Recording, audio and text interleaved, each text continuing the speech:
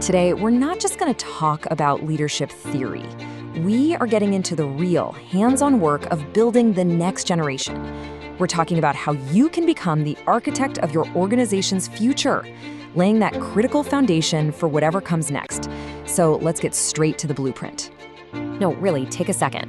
If one of your most critical people walked out the door right now, would it be complete chaos, or would a calm, clear plan just snap into place? For way too many companies, this isn't some hypothetical question. It's a ticking time bomb. And that's exactly why we need to talk about this. So here's our game plan. First, we'll hammer home why this absolutely has to be a top priority. Then, we'll get into the nitty-gritty of designing the process. From there, we'll talk about embedding accountability. Giving the plan some actual teeth. And finally, we'll look at the huge difference a culture of real, honest dialogue can make. Okay, let's just start with a fundamental truth here.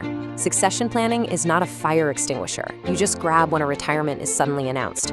Nope, it's gotta be a core part of your strategy, something that's built into how you operate day in and day out. And this, right here, is the heart of the problem, isn't it? So many companies live in this constant reactive mode. A leader leaves, a huge vacuum opens up, and then panic fills the room. This afterthought approach, well, it doesn't just create chaos, it wastes your best internal talent, the very people who should have been ready to step up all along. So what's the antidote to all that chaos? Well, it's strategic succession planning. And I want you to focus on two words here: proactive and systematic. See, this isn't about getting lucky or just hoping the right person magically appears when you need them. It's about building a deliberate, disciplined system to find and grow your future leaders long before you're in a crisis. Okay, so we all get the why. It's crucial. But now for the really important part. How do you actually do it? This section is all about the architecture, how we turn this big idea of a leadership pipeline into a concrete plan you can actually use.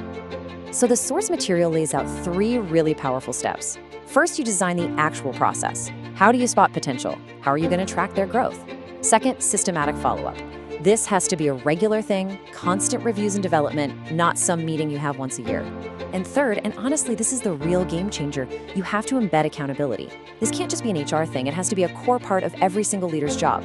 In fact, that point is so important, it's what drives this whole system. Which brings us to the absolute linchpin of the whole strategy: accountability. Because without it, your brilliant plan is just a theory, a fancy document collecting dust in a drawer somewhere. This is the piece that turns a static plan into a dynamic, living system that actually gets you results. This sentence just says it all, doesn't it? A plan without accountability is really just a wish list. It's the checks and balances that create momentum, that force action, and that make sure developing people is treated with the same focus as hitting your financial targets. So what does that look like in the real world? This is what it looks like. It's not vague, it's super specific. Just look at that first line. Who's responsible? The department heads. What do they have to do? Find 2 candidates for each critical role. By when? The end of Q3. See? It's clear, it's measurable, and there's a deadline. That is how you turn good intentions into real outcomes. All right, so a rock-solid process and some serious accountability will get you almost all the way there. But the final, absolutely crucial piece of this puzzle is your culture. It's about building an environment where open, honest communication isn't just a nice idea, it's the standard. This quote is so powerful because it shifts the focus from what leaders do to how they communicate. A leader who can't handle honest dialogue, they create bottlenecks, they kill trust, and they let small problems fester. But a leader who can, well, they unlock the potential of their entire team. So why does this matter so much? Well, think about it. How do you build real trust without people being straight with each other? How does anyone actually get better without feedback that's both candid and caring? This kind of culture is like an early warning system for your organization.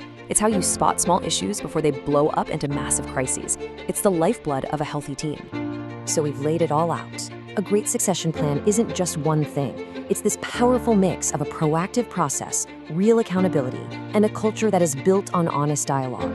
It's the hard work of building your own future. So you have the blueprint. The only question left is the one right there on your screen. The future of your organization is waiting for its architect. Who's it going to be?